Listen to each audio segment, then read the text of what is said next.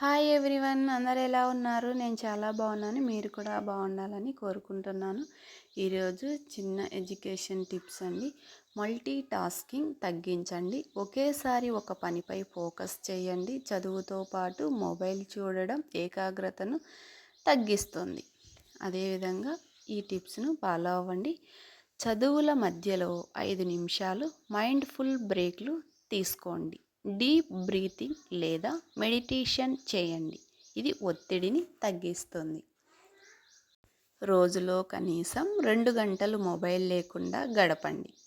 టైంలో పుస్తకంతో చదవండి లేదా కుటుంబంతో మాట్లాడండి. కుటుంబం విలువ, సెల్ ఫోను విలువ తెలుస్తుంది. అంతే కదండి.